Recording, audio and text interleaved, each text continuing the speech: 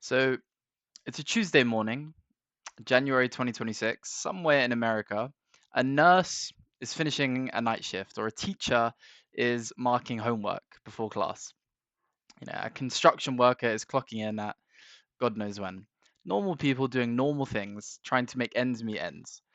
In an economy that is pretty much brutal in America right now and pretty much globally. And in the White House, the most powerful office on the planet, the President of the United States, he's trading stocks. He's trading 59 stocks a day before lunchtime. Not occasionally, not passively, not through some distant fund manager he's never spoken to. On one Tuesday, before lunch, like I said, he made 59 individual stock trades, all transactions. 59. That's not a typo, that's not a glitch. That is the documented government certified trading activity of the man who controls the market, the man who controls the US military, global tariff policies. You can move financial markets with a single truth social media post. And here's what makes it worse. Tuesday wasn't a special day. The 59 a day, that's not a special day. Wednesday looked the exact same. Thursday looked the exact same. Over 3,600 trades, hundreds of millions of dollars, and in almost every single case, the stocks he bought went up. Who would have thought? Significantly. Right after events that only the President of the United States would have known or would have seen coming. So today we're going to go through that and trade by trade, dollar by dollar, and if you can decide for yourself whether Donald Trump is corrupt. So just before we start, I want to show you a video of Jim Cramer having a complete meltdown on CNBC after finding out how absolutely corrupt Donald Trump is. Now, this man has his own talk show. He talks about stocks 24/7, and he was left completely speechless after, well, watch this. He could sell it and give Yes, that and the according number. to the filings, the president's been trading some intel in the quarter. Yeah. Yeah, trade. Got nothing to say about it? Well, Yeah. yeah. All right, don't worry. We're not having. So, yeah, that was that.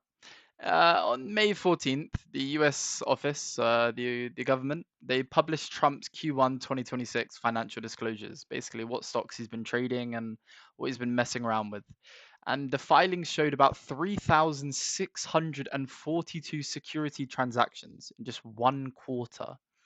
It's, yeah, roughly 58 trades per day. And the 113-page document, which I have here, also had a note on the cover page saying the filer paid late fees. He paid late fees. Now, I can talk about this for ages. I did my dissertation on this, but all these corrupt people always they have a timeline to release what stocks they've been buying. They have about 30 days after they buy a stock to tell the world what they bought.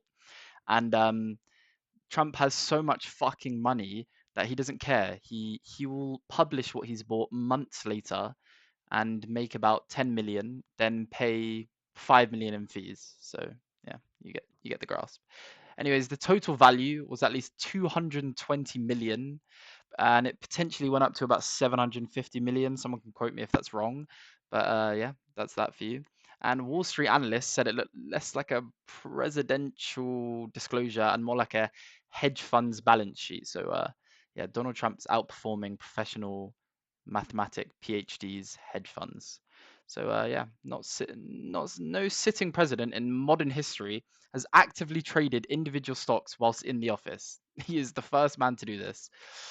And based on what he was buying, it's not hard to see why previous presidents stayed out the market.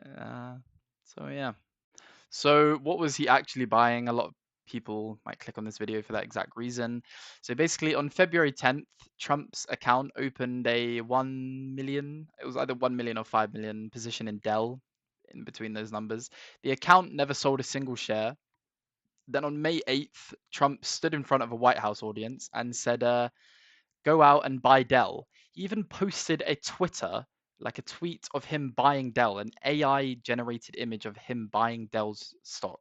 The stock then hit an all-time high that week, and it was up 25%. So yeah, do the maths on his trades. Since February, Dell is now up 96%. So Donald Trump has actively doubled his money by just posting on Twitter, which yeah, that's something. He bought the stock basically, then he publicly endorsed it from the White House, and yeah, that's that. I have a list of other stocks he bought. So basically, another one could be Nvidia. So this actually links to Jensen Huang. He bought a shitload of Nvidia stocks before the China trip was announced. So I don't know if you've heard, but all the big CEOs like of Tesla and Apple, all of these massive people went to China to sort out deals, and this is positive. I think this is China and the US combining their forces. And we didn't know this until about a week ago or two.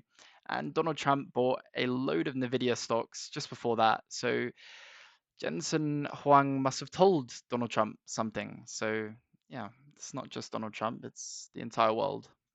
Now it's not just these huge stocks like Nvidia and Intel and Dell that he's posting about on Twitter and making people buy.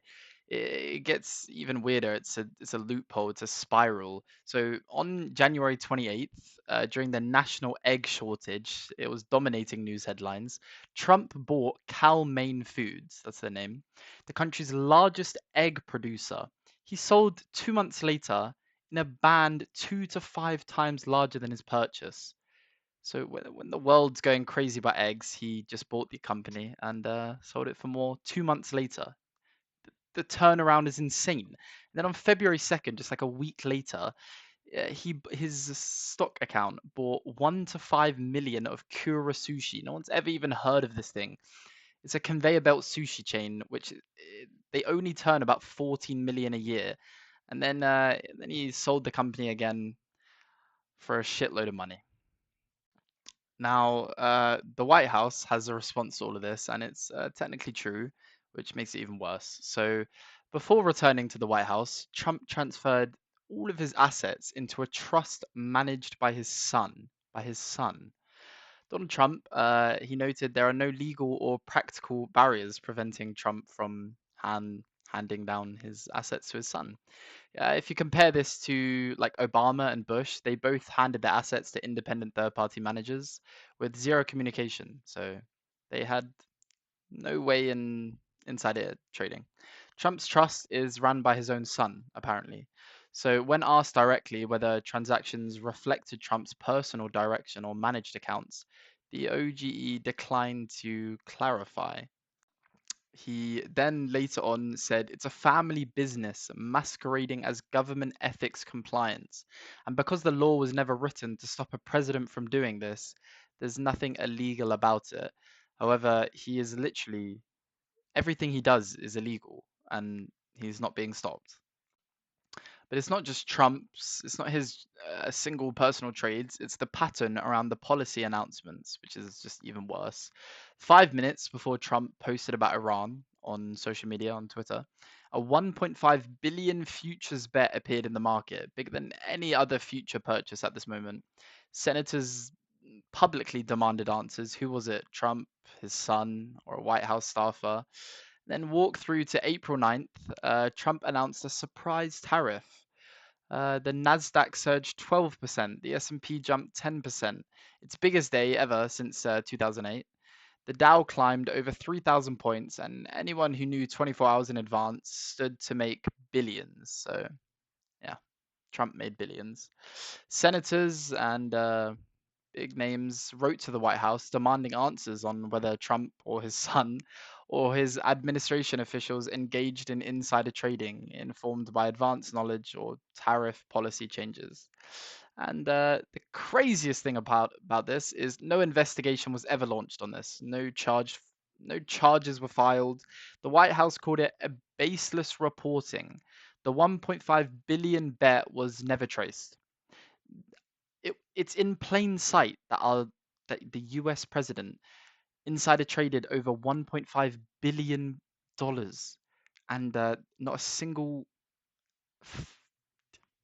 what? Okay, sorry, I tweaked out there. Insider trading is pretty much notoriously hard to enforce. When a president makes announcements publicly, even markets moving by 1%, it's not technically insider trading because the information becomes public the moment he sends a tweet. However, the Stock Act, the law banning insider trading, applies to Congress, not the executive branch. The president isn't Congress, is what they say, basically. It has no equivalent restriction. So at his own State of the Union, Trump stood up, called out Donald Trump called out Nancy Pelosi for insider trading and demanded Congress pass the Stop Insider Trading Act without delay. So that 30 days that Congress has to publicly announce their trades, he stood up and told them all to stop, and people applauded him.